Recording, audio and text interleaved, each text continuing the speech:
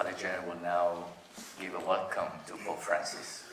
Querido Papa Francisco, en nombre de la Compañía de Jesús, reunida en la 36ª Congregación General, le doy la bienvenida a este encuentro en el aula donde venimos deliberando desde el 3 de octubre de este año. Gracias por haber querido venir a nuestra casa. Este encuentro se produce en un momento crucial del proceso de la Congregación General 36ª. Desde hace una semana, realizado el examen de Status Societatis y la elección del prepósito general, hemos entrado en la etapa de discernimiento sobre los asuntos propuestos por toda la Compañía de Jesús a través de los postulados, las congregaciones provinciales y las comisiones nombradas para adelantar su reflexión.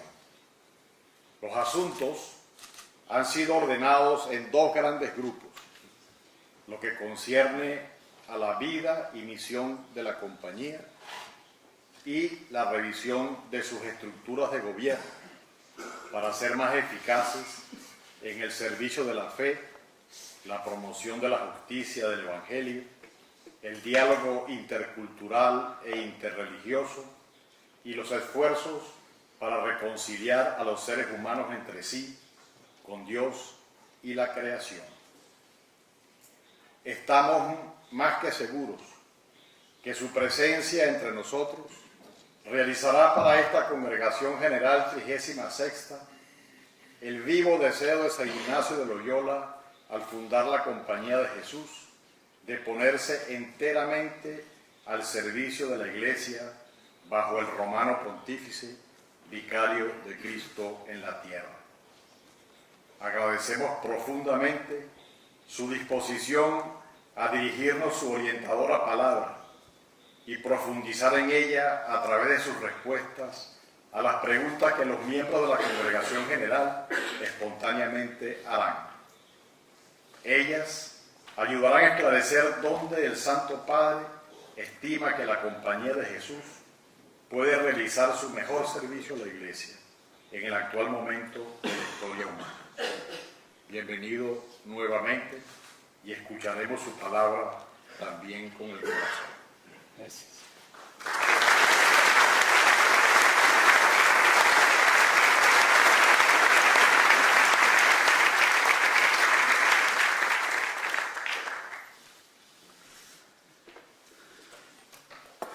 Queridos hermanos y amigos en el Señor, buenos días. Al rezar, pensando qué les diría, recordé con particular emoción las palabras finales que nos dijo el Beato Pablo VI al finalizar nuestra Congregación General 32. Così, fratelli e figli, avanti in nomine Domini. Camminiamo insieme, liberi, obbedienti, uniti nell'amore di Cristo per la maggior gloria di Dio. También San Juan Pablo II y Benedicto XVI nos han animado a caminar de una manera digna de la vocación a la que hemos sido llamados y a proseguir por el camino de la misión con plena fidelidad a vuestro carisma originario, en el contexto eclesial y social característico de este inicio de milenio.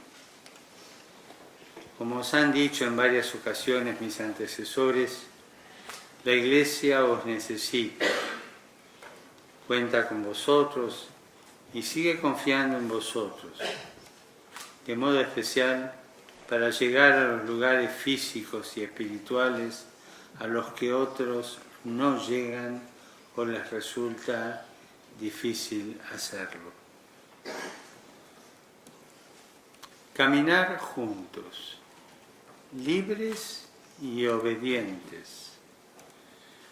Caminar yendo a las periferias donde otros no llegan, bajo la mirada de Jesús y mirando el horizonte que es la gloria de Dios, siempre mayor, el que nos sorprende siempre. El jesuita está llamado para discurrir, como dice Ignacio, y hacer vida en cualquiera parte del mundo donde se espera más servicio de Dios y ayuda de las ánimas. Es que para la compañía todo el mundo le ha de ser casa, decía Nadal. Ignacio le escribía a Borja a propósito de una crítica de los jesuitas llamados angélicos, Oviedo y Onfroy. Una historieta linda. Porque decían que la compañía no estaba bien instituida y que había que instituirla más en espíritu. El espíritu que los guía, decía Ignacio sobre esta gente, ignora el estado de las cosas de la compañía, que están infieri, fuera de lo necesario y sustancial. Me gusta tanto esta manera de ver de Ignacio a las cosas en devenir, haciéndose fuera de lo sustancial, porque saca a la compañía de todas las parálisis y la libra de tantas veleidades. La fórmula del instituto es lo necesario y sustancial que debemos tener todos los días ante los ojos, después de mirar a Dios nuestro Señor.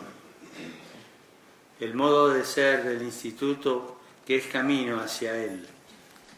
Lo fue para los primeros compañeros y previeron que lo fuera para los que nos sigan por este camino. Así tanto la pobreza como la obediencia, o el hecho de no estar obligados a cosas como rezar en coro, no son ni exigencias ni privilegios, sino ayudas que hacen a la movilidad de la compañía al estar disponibles para correr por la vía de nuestro Señor Jesucristo, teniendo gracias al voto de obediencia al Papa una más cierta dirección del Espíritu Santo. En la fórmula está la intuición de Ignacio, y su substancialidad es lo que permite que las constituciones después hagan hincapié en tener siempre en cuenta los lugares, tiempos y personas, y que todas las reglas, tercer paso, sean ayudas tanto cuanto para cosas concretas. El caminar para Ignacio no es un mero ir y andar, sino que se traduce en algo cualitativo. Es aprovechamiento y progreso. Es ir adelante, es hacer algo en favor de los otros. Así lo expresan las dos fórmulas del Instituto aprobadas por Pablo III y Julio III, cuando centran la ocupación de la compañía en la fe, en su defensa y propagación, y en la vida y doctrina de las personas. Aquí Ignacio y los primeros compañeros usan la palabra aprovechamiento, ad perfectum, que es la que da el criterio práctico de discernimiento propio de nuestra espiritualidad, lo que más aprovecha. El aprovechamiento no es individualista, es común. El fin de esta compañía es no solamente atender a la salvación y perfección de las ánimas propias con la gracia divina, mas con la misma intensamente procurar de ayudar a la salvación y perfección de la de los prójimos. Y si para algún lado se inclinaba la balanza en el corazón de Ignacio, era hacia la ayuda de los prójimos. Tanto es así que se enojaba si le decían que la razón de que algunos se quedaran en la compañía era para que así salvara su ánima. Ignacio no quería gente que, siendo buena para sí, no se hallara en ella la aptitud para el servicio del prójimo. El aprovechamiento es en todo. La fórmula de Ignacio expresa una tensión, no solamente, sino. Y este esquema mental de unir tensiones, la salvación y perfección propia y la salvación y perfección del prójimo, desde el ámbito superior de la gracia, es propio de la compañía. Es el esquema que se va repitiendo siempre, ¿no? Esquema mental de unir tensiones. La armonización de esta y de todas las tensiones, contemplación y acción, fe, justicia, carisma, institución, comunidad, misión, etc., no se da mediante formulaciones abstractas, sino que se logra a lo largo del tiempo mediante eso que Fabro llamaba nuestro modo de proceder. Caminando y progresando en el seguimiento del Señor, la compañía va armonizando las tensiones que contienen y producen inevitablemente la diversidad de gente que convoca y las misiones que recibe. El aprovechamiento no es elitista. En la fórmula, Ignacio procede describiendo medios para aprovechar más universalmente, que son propiamente sacerdotales.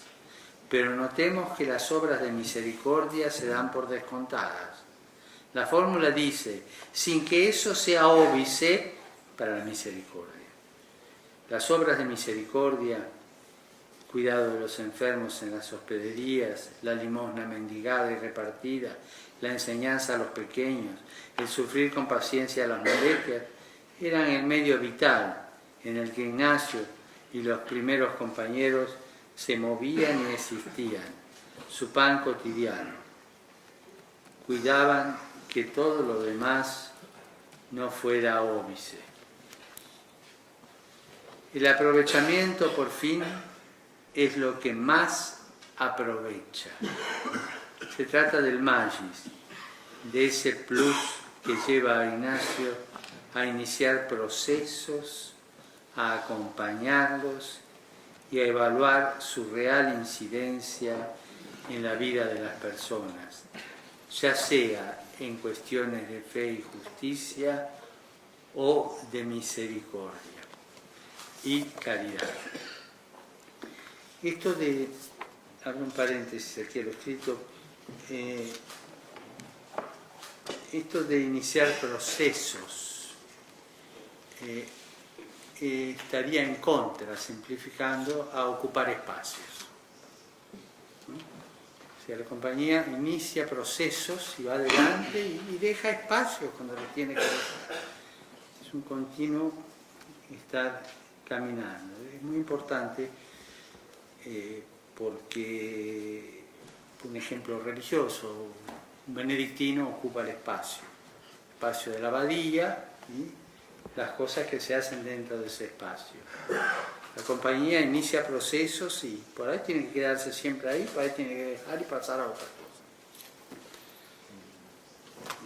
Sigo con el texto.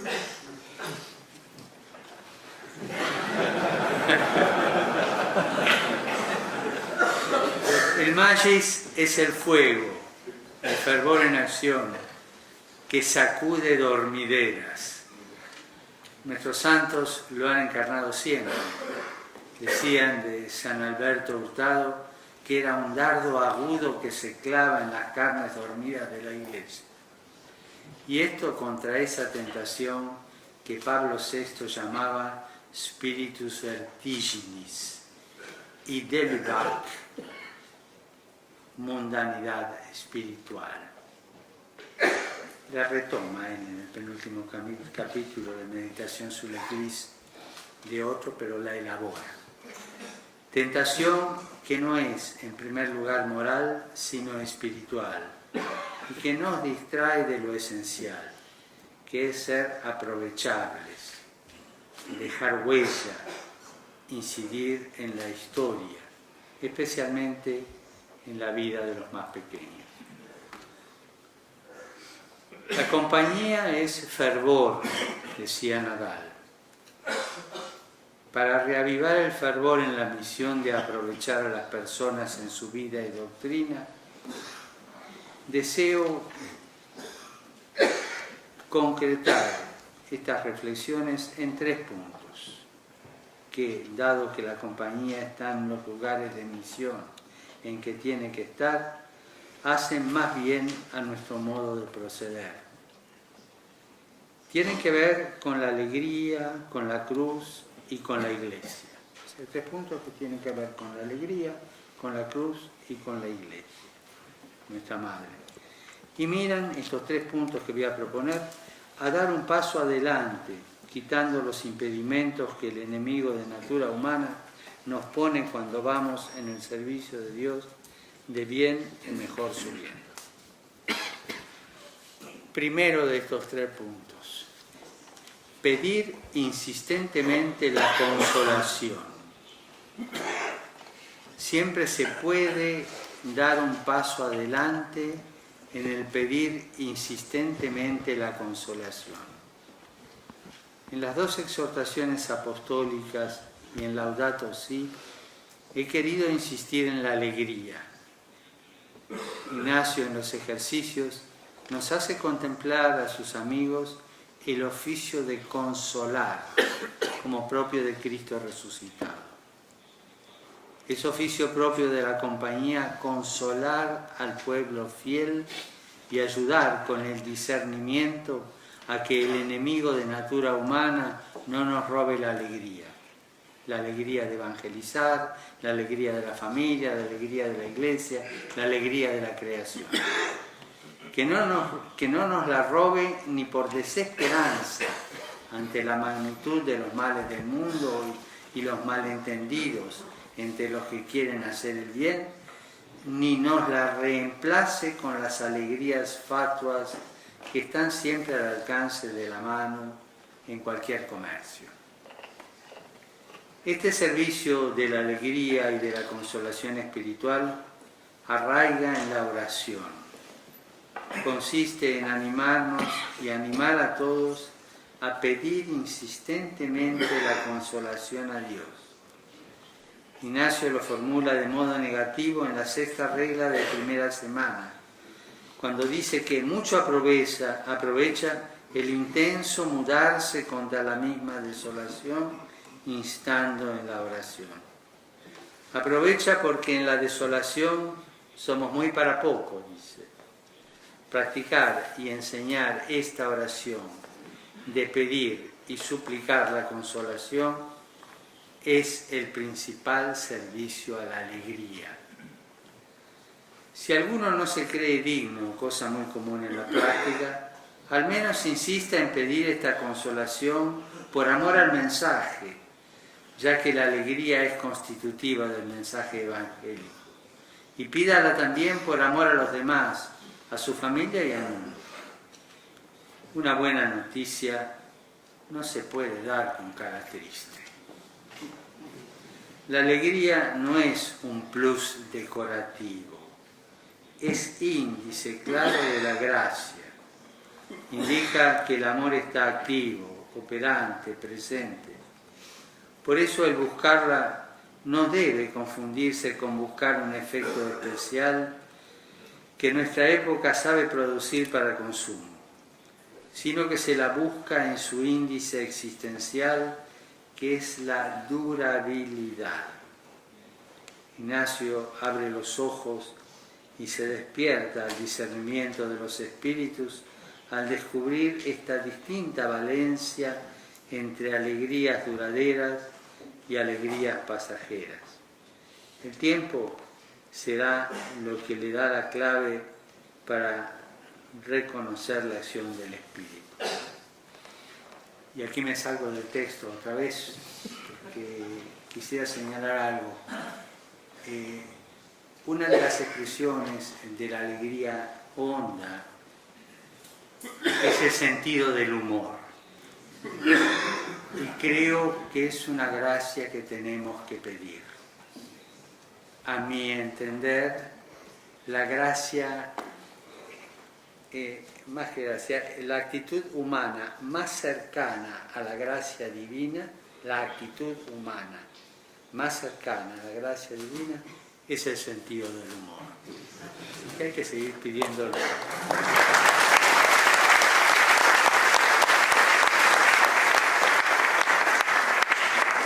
Vuelvo al texto. En los ejercicios, el progreso en la vida espiritual se da en la consolación. Es el ir de bien en mejor subiendo. Y también todo aumento de fe, esperanza y caridad y toda leticia interna. Este servicio de la alegría fue lo que llevó a los primeros compañeros a decidir no disolver, sino instituir la compañía que se brindaban y compartían espontáneamente, y cuya característica era la alegría que les daba rezar juntos, salir a misionar juntos y volver a reunirse, a imitación de la vida que llevaban el Señor y sus apóstoles.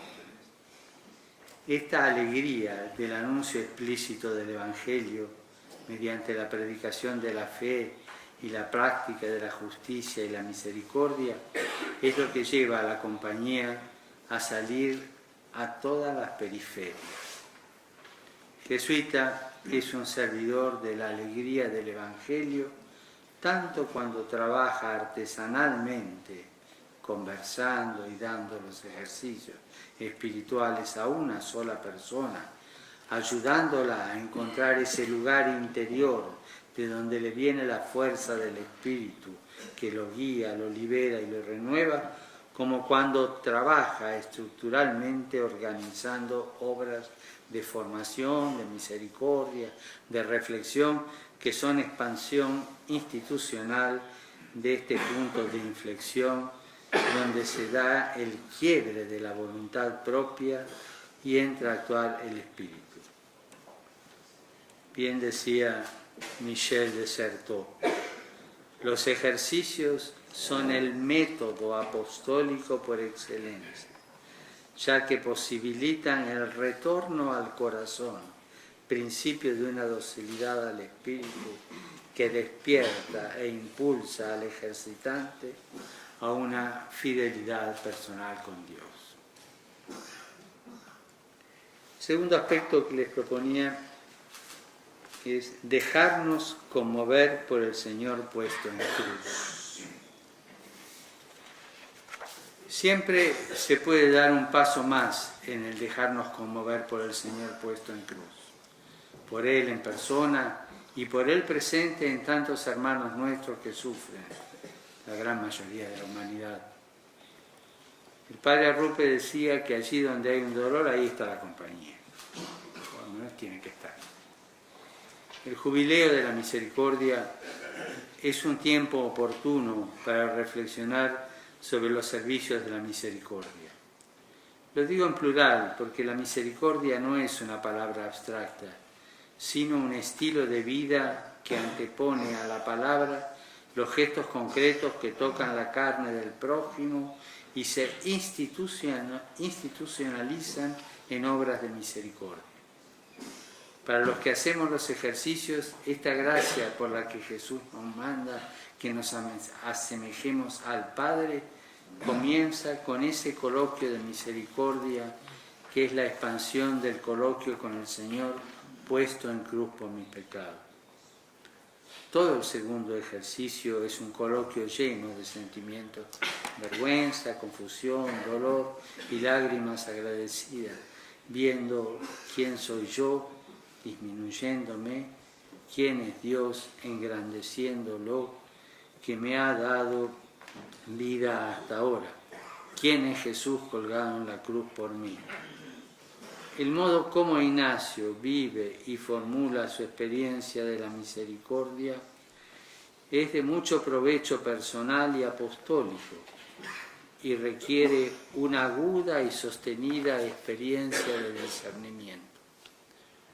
Decía nuestro padre a Borja, yo para mí me persuado que antes y después soy todo impedimento y de esto siento mayor contentamiento y gozo espiritual en el Señor nuestro, por no poder atribuir a mí cosa alguna que buena parezca.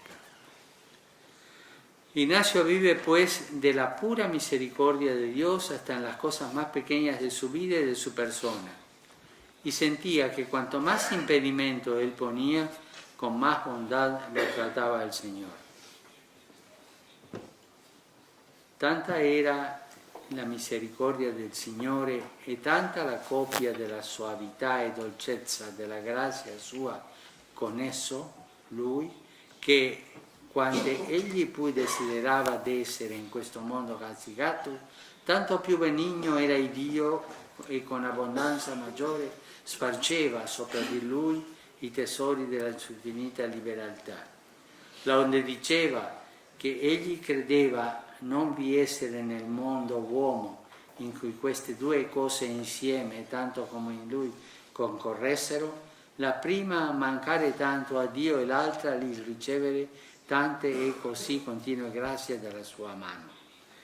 Este es el documento italiano de Rivadeneira de la vida porque no encontré la edición castellana. Al formular Ignacio su experiencia de la misericordia en estos términos comparativos, cuanto más sentía faltar al Señor, más se extendía a Él en darle su gracia, libera la fuerza vivificante de la misericordia que nosotros muchas veces diluimos con formulaciones abstractas y condiciones legalistas. El Señor, que nos mira con misericordia y nos elige, nos envía a hacer llegar con toda su eficacia esa misma misericordia a los más pobres, a los pecadores, a los sobrantes y crucificados del mundo actual que sufren la injusticia y la violencia.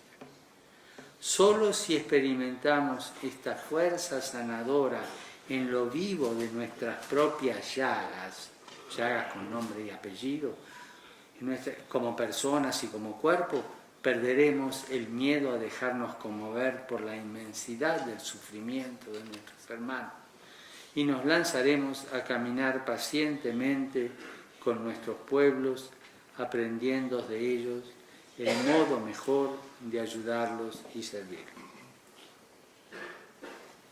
El tercer punto, hacer el bien de buen espíritu sintiendo con la Iglesia. Siempre se puede dar un paso adelante en hacer el bien de buen espíritu, sintiendo con la Iglesia, como dice Ignacio. Es también propio de la compañía el servicio del discernimiento del modo como hacemos las cosas. Fabro lo formulaba pidiendo la gracia de todo el bien que pudiese realizar, pensar, organizar, se haga por el buen espíritu y no por el mal. Esta gracia de discernir, que no basta con pensar, hacer o organizar el bien, sino que hay que hacerlo de buen espíritu, es lo que nos enraiza en la Iglesia, en la que el Espíritu actúa y reparte su diversidad de carisma para el bien común. Fabro decía que en muchas cosas los que querrían reformar a la Iglesia tenían razón, pero que Dios no la quería corregir con esos modos que ellos proponían. Es propio de la compañía hacer las cosas sintiendo con la Iglesia. Hacer esto sin perder la paz y con alegría, dado los pecados que vemos tanto en nosotros como personas, como en las estructuras que hemos creado, implica cargar la cruz, experimentar la pobreza y las humillaciones, hay que pedirlas. Ámbito en el que Ignacio nos anima a elegir entre soportarlas pacientemente o desearlas. Ahí donde la contradicción era más candente, Ignacio daba ejemplo de recogerse en sí mismo, antes de hablar o actuar, para obrar de buen espíritu. Las reglas para sentir con la Iglesia no las leemos como instrucciones precisas sobre puntos controvertidos. Alguno podría resultar extemporáneo, sino ejemplos donde Ignacio invitaba en su tiempo a hacer contra al espíritu antieclesial, inclinándose total y decididamente del lado de nuestra Madre la Iglesia, no para justificar una posición discutible, sino para abrir lugar a que el Espíritu actuara a su tiempo. El servicio del buen espíritu y del discernimiento nos hace ser hombres de iglesia, no clericalistas, sino eclesiales, hombres para los demás, sin cosa propia que aísle, sino con todo lo nuestro propio puesto en comunión y al servicio. No caminamos ni solos ni cómodos, caminamos con un corazón que no se acomoda, que no se cierra en sí mismo, sino que late al ritmo de un camino que se realiza junto a todo el pueblo fiel de Dios. Caminamos haciéndonos todo a todos con tal de ayudar a alguno. Este despojo hace que la compañía tenga y pueda tener siempre más el rostro, el acento y el modo de todos los pueblos, de cada cultura, metiéndose en todos ellos, en lo propio del corazón de cada pueblo, para hacer allí iglesia con cada uno, inculturando el Evangelio y evangelizando la cultura.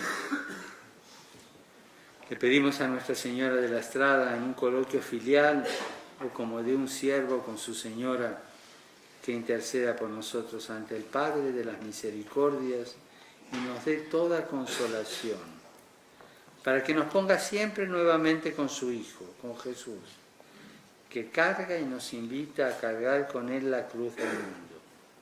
Confiamos a ella nuestro modo de proceder para que sea eclesial, inculturado, pobre, servicial, libre de toda ambición mundana. Le pedimos a nuestra Madre que encamine y acompañe a cada jesuita junto con la porción del pueblo fiel de Dios al que ha sido enviado por estos caminos de la consolación, de la compasión y del discernimiento. Gracias.